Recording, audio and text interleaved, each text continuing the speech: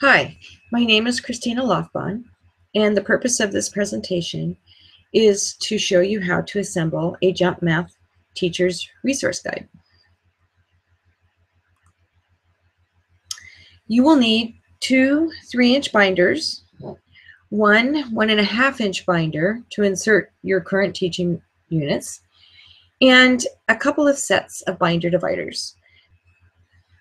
Your teacher's resource manual will come in one large packet wrapped in plastic.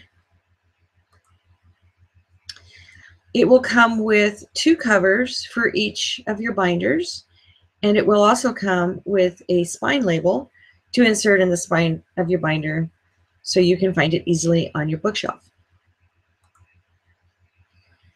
You will need to split your 2 parts to your teacher resource, and you can find the page to split it on using your table of contents.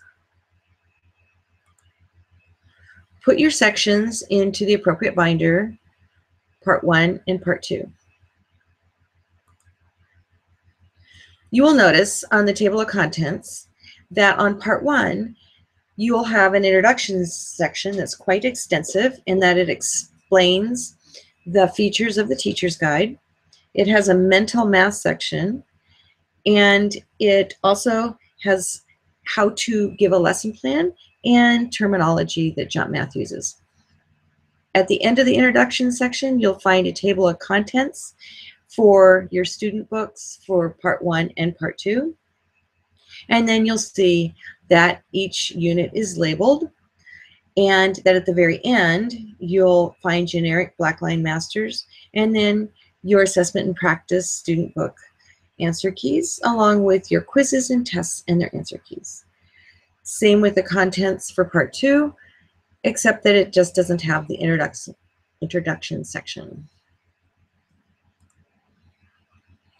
For each binder, you're going to want to insert a binder divider between your units.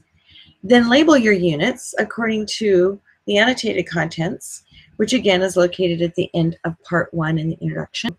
I like to label my units according to what the content is. OA, Operations and Algebraic Thinking.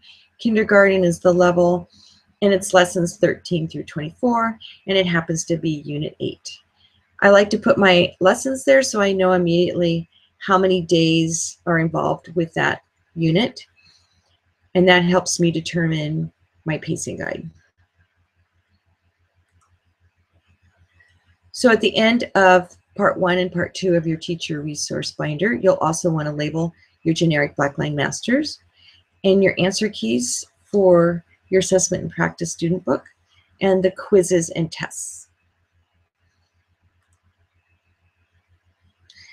For daily use, I pull out the mental math section that's again found in the introduction of part 1, and I put that in the first section of my daily binder, and then I insert the unit that I'm teaching behind that so that I know that I will be using, this is Operations and Algebraic Thinking, 4th grade, lessons 4 through 12 for Unit 1.